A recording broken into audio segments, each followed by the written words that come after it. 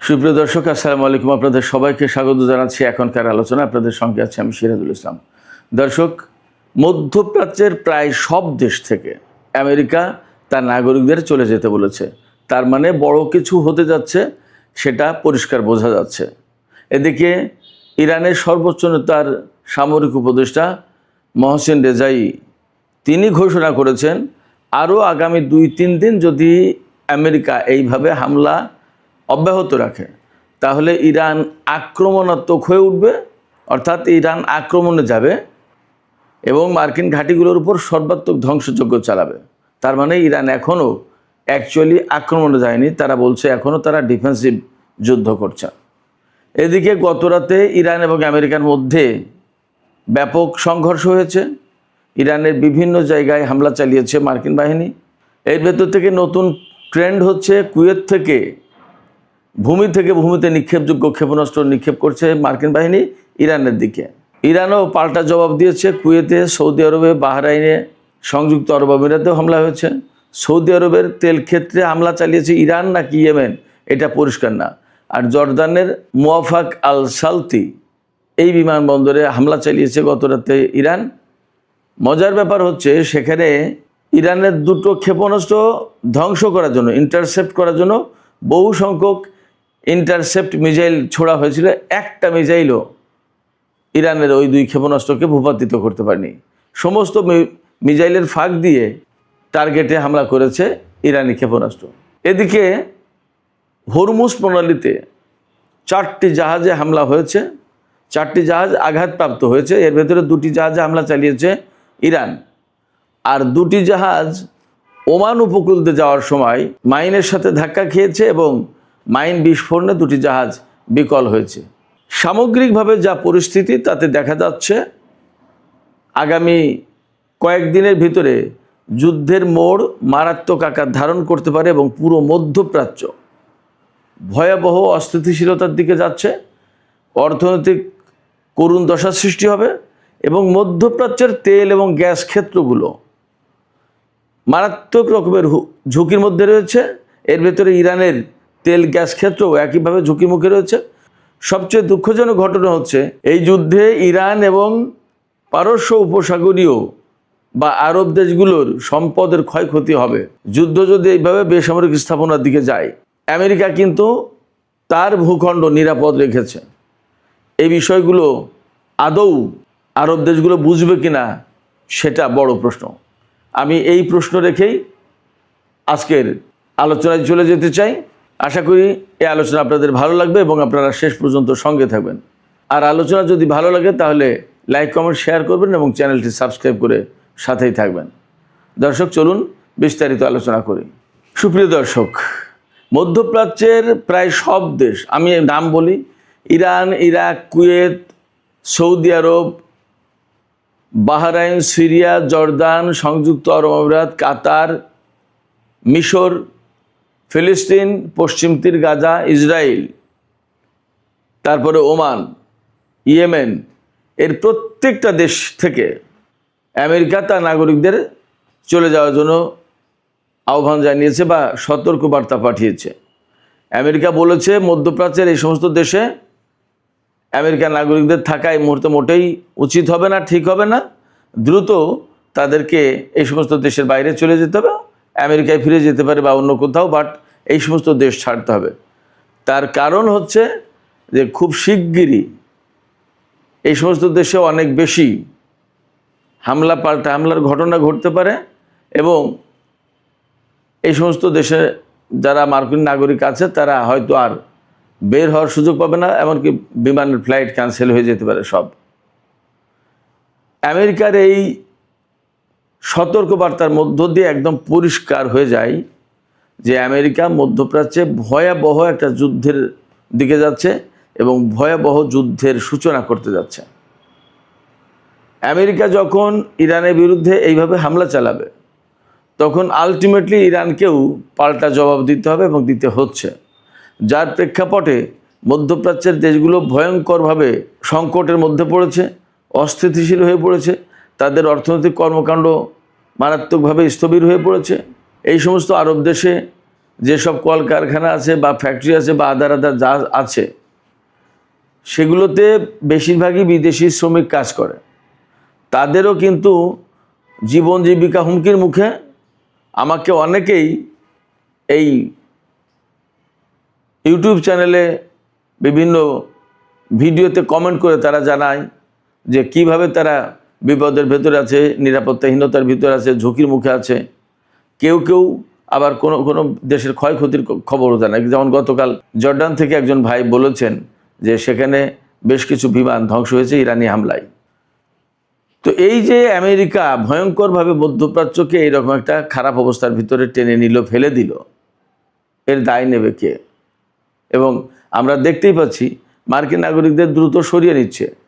অন্য অনেক দেশের নাগরিকদের সরিয়ে নেওয়ার এরকম সহজ ব্যবস্থা নেই এবং তাদের জীবন জীবিকা মারাত্মক রকমের ঝুঁকির ভিতরে পড়তে পারে। সেক্ষেত্রে আমেরিকা এই যে দেশে দেশে জনপদে জনপদে যুদ্ধ চাপিয়ে দেয়, এর কি অর্থ থাকতে পারে? একদম সারা বিশ্বের গণমাধ্যম এবং বিশেষজ্ঞরা, বিশ্লেষকরা, ভাষ্যকারেরা সবাই বলছেন যে শুধুমাত্র ইসরায়েল এবং নেতানিয়াহুর কারণে ডোনাল্ড ট্রাম্প এই যুদ্ধে জড়িয়ে গেল। নেতানিয়াহু কি বলেছিল? নেতানিয়াহু বলেছিল যে ইরান পরমাণু অস্ত্র বানানো থেকে আর মাত্র 7 দিন দূরে আছে। কই? তারপরে যে আরও কত মাস চলে গেল, ইরান তো এখনও পরমাণু অস্ত্র বানানোর ঘোষণা দেয়নি বা কোনো প্রমাণ নেই। তাহলে কি দাঁড়ালো? তো ডোনাল্ড ট্রাম্প আমেরিকার প্রেসিডেন্ট, নেতানিয়াহু যদি তাকে টেনে আনে তাহলে কিভাবে হয়? আমেরিকা চলে কি করে? এবং তারা বিশ্ব শাসন করে বা বিশ্ব শাসন করতে চায়, কিভাবে সম্ভব এটা? এই যে মার্কিন নাগরিকদের এতগুলো দেশ থেকে সরে যেতে বললো, তার মানে দাঁড়াচ্ছে আমেরিকা ভয়ঙ্কর হামলা চালাবে ইরানের উপর।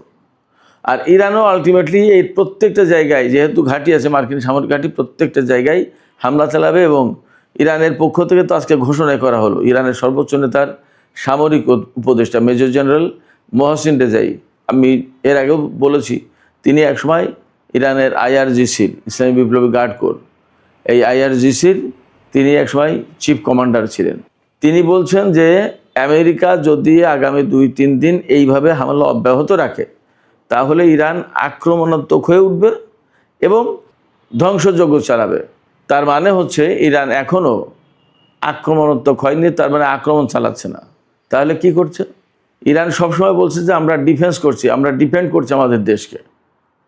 এটা আমাদের সামনে একটা ডিফেন্স, প্রতিরক্ষা, অর্থাৎ আমাদের দেশকে রক্ষা করছে, আমাদের জনগণকে রক্ষা করছে, আমাদের স্বাধীনতা সার্বভৌমত্ব রক্ষা করছে। তাহলে যদি অফেন্সিভ হয় তাহলে কী করবে? সেই কথাই মোহসিন রেজাই বলেছেন যে আমরা আক্রমণাত্মক হয়ে উঠবো এবং আমরা একেবারে মার্কিন সামরিক ঘাঁটিগুলোকে পুরোপুরি ধ্বংস করে দেব। এটাই মনে হয় আমেরিকায় এই মেসেজটাই নিয়েছে এবং আমেরিকার সামনে হয়তো আছেই, তাদের কাছে গোয়েন্দা তথ্য আছে। এই বছরের পর বছর এই যুদ্ধ চলবে আর ইরানের জনগণকে ক্ষতি করে দিয়ে যাবে, ইরানের সামরিক বাহিনীকে ক্ষতি করবে, ইরানের বেসামরিক অবকাঠামো, তেল গ্যাস, তারপরে বিদ্যুৎ কেন্দ্র, তারপরে বিমানবন্দর, রেল স্টেশন, এগুলো ধ্বংস করবে। এটা তো হয় না। সেক্ষেত্রে ইরান পরিপূর্ণভাবে আক্রমণাত্মক যুদ্ধে যাবে এবং মার্কিন বাহিনীর সাথে চূড়ান্ত যুদ্ধে লিপ্ত হতে পারে। মোহসিন রেজাইয়ের মেসেজ এটা। তাতে দাঁড়াচ্ছে যে আমেরিকাও যেহেতু তাদের নাগরিকদের সরিয়ে নেওয়ার কথা বলছে, তার মানে তারা এইভাবে হামলা চালাবে। আর ইরান যেহেতু বলছে যে তারা আক্রমণাত্মক হয়ে উঠবে এবং মার্কিন ঘাঁটিগুলোর উপরে চরম ব্যবস্থা নেবে, তার মানে দাঁড়াচ্ছে মধ্যপ্রাচ্যে যে সমস্ত দেশে মার্কিন ঘাঁটি আছে তার প্রত্যেকটা দেশে ইরান হামলা চালাবে। এই জায়গা থেকে মোটামুটি বলা যাচ্ছে যে মধ্যপ্রাচ্যটা মানে একেবারে জাহান্নামের আগুনে পরিণত হবে, আগুনের কুণ্ডলিতে পরিণত হতে যাচ্ছে যা পরিস্থিতি। এদিকে গত রাতে ইরান এবং আমেরিকার মধ্যে প্রচণ্ড রকমের সংঘর্ষ হয়েছে। আমেরিকা ইরানের দক্ষিণ অঞ্চলীয় বা উপকূলীয় অঞ্চলে, এই উপকূলীয় অঞ্চলে ব্যাপক হামলা চালিয়েছে। ইরানের কোনো কোনো বিমানবন্দরে হামলা চালানো হয়েছে। তো এই সমস্ত হামলার জবাবে ইরান আমেরিকার বিভিন্ন ঘাঁটিতে হামলা চালিয়েছে, বিশেষ করে বাহরাইন, কুয়েতের অনেকগুলো ঘাঁটিতে হামলা চালিয়েছে। তারপরে সংযুক্ত আরব আমিরাত, কাতার, সৌদি আরবেও হামলা হয়েছে তেল স্থাপনার উপরে। সেই হামলা ইরান করেছে নাকি ইয়েমেন করেছে সেটা এখনও পরিষ্কার না। ওপাশে জর্দানেও হামলা হয়েছে। এপাশে গতকালকে আর একটা খবর বেরিয়েছে যে আমেরিকা নাকি ইরানের উপরে ব্যাপক ভিত্তিক হামলা চালানোর জন্য বহু সংখ্যক F-35 এবং F-16 জঙ্গি বিমান এনেছে নতুন করে। তার মানে ইরানের উপরে তারা ব্যাপক হামলা চালাবে। তাই যদি হয় তাহলে ইরানও সেই রকমভাবেই প্রস্তুতি নিচ্ছে এবং ইরান নতুন করে কিন্তু আরাস-2 ড্রোন ব্যবহার করা শুরু করেছে। এই আরাস-2 ড্রোন সম্পর্কে আমি কয়েকদিন আগে কথা বলেছিলাম। অত্যন্ত ধ্বংসযজ্ঞ চালাতে পারে, 2000 কিলোমিটারের বেশি উঠতে পারে এবং ঘন্টায় গতিবেগ হলো 400 কিলোমিটার। তার মানে বেশ দ্রুতগতি সম্পন্ন এবং এই ড্রোনকে মোকাবেলা খুব কঠিন, খুবই প্রযুক্তিগতভাবে উন্নত, আর এর ধ্বংসযজ্ঞ ক্ষমতা, বিস্ফোরণ ক্ষমতা ব্যাপক, আত্মঘাতী কামিকাজে ড্রোন। এই ড্রোনের ব্যবহার ইরান নতুন করে শুরু করেছে। গতকাল থেকেই, গত পরশুদিন থেকে ইরান এই ড্রোনের ব্যবহার শুরু করেছে। তাতে যুদ্ধক্ষেত্রে ইরান নতুন করে আলাদা রকমের একটা প্রভাব সৃষ্টি করতে চলেছে। ইরান এবং আমেরিকার মধ্যে যখন এরকমের মধ্যপ্রাচ্যে মারাত্মক রকমের যুদ্ধ হচ্ছে, তখন কাতার একটা বক্তব্য দিয়েছে। কাতারের আমির বলেছেন যে এই যে যুদ্ধ, এই যুদ্ধে আমরা কোনো পক্ষে অবস্থান নিতে চাই না, আমরা কারোর পক্ষে কারোর বিরুদ্ধে যুদ্ধ করতে চাই না। তার মানে কাতার কিন্তু পরিষ্কার করে বলে দিল যে তারা আমেরিকার পক্ষে দাঁড়িয়ে ইরানের বিরুদ্ধে যুদ্ধ করবে না। কাতারের পক্ষ থেকে আর একটা ঘোষণা এসেছে, যতক্ষণ পর্যন্ত এই যুদ্ধ বন্ধ না হচ্ছে ততক্ষণ পর্যন্ত তারা আর গ্যাস উত্তোলন করবে না। তার মানে আন্তর্জাতিক বাজারে গ্যাসের দাম আরও মারাত্মকভাবে বেড়ে যাবে, এটা পরিষ্কার বোঝা যাচ্ছে। অবস্থা যখন এমন, তখন হরমুজ প্রণালীতে কিন্তু যুদ্ধ আরও তীব্রতর হয়েছে এবং গতকাল রাতে 4টি জাহাজ আমেরিকার কথা মতো ওমান উপকূল দিয়ে পার হওয়ার চেষ্টা করছিল। তার ভিতরে 2টো জাহাজে ইরান হামলা চালিয়েছে, সেই জাহাজগুলো আর যেতে পারেনি। আর 2টো জাহাজে মাইন বিস্ফোরণ ঘটেছে। ইরান যে ওমান উপকূলের দিকে মাইন পেতে রেখেছে। ইরানের বক্তব্য হচ্ছে যে আমরা যে পথ দেখিয়ে দিয়েছি এই পথে যেতে হবে, হরমুজ প্রণালী পার হতে হলে এই পথে যেতে হবে, এই রুটের বাইরে গেলে তাদেরকে যেতে দেওয়া হবে না। তো কোনো কোনো জায়গায় মাইন পেতে রেখেছে আর কোনো কোনো জায়গায় খালি আছে, কিন্তু সেদিক দিয়ে গেলেই ইরান হামলা চালাচ্ছে। ফলে আমেরিকা কিন্তু বেসিক্যালি হরমুজ প্রণালীতে বা পারস্য উপসাগরে কোনো জাহাজকে নিরাপত্তা দিতে পারছে না এবং এটা সম্ভব না। আমেরিকার কথা শুনে যে সমস্ত জাহাজ আমেরিকার নির্দেশিত পথে যাবে সে সমস্ত জাহাজ হামলা শিকার হচ্ছে, এটা পরিষ্কার দেখতেই পাচ্ছি। সেক্ষেত্রে হরমুজ প্রণালীতে আসলে ইরান বা আমেরিকা কেউ এককভাবে প্রভাব সৃষ্টি করে এখানে জাহাজের নিরাপত্তা দিতে পারবে আপাতত এই মুহূর্তে তা মনে হচ্ছে না। এখন যেহেতু যুদ্ধের সময়, এই যুদ্ধের সময়ে যা দাঁড়াচ্ছে সেটা হচ্ছে এই যে এক পক্ষ কিছু জাহাজকে নিরাপত্তা দিতে চাইছে আর এক পক্ষ কিছু জাহাজকে নিরাপত্তা দিতে চাইছে। আমেরিকা যে সমস্ত জাহাজকে নিরাপত্তা দিয়ে হরমুজ প্রণালী পার করার চেষ্টা করছে তাদের উপর হামলা চালাচ্ছে ইরান।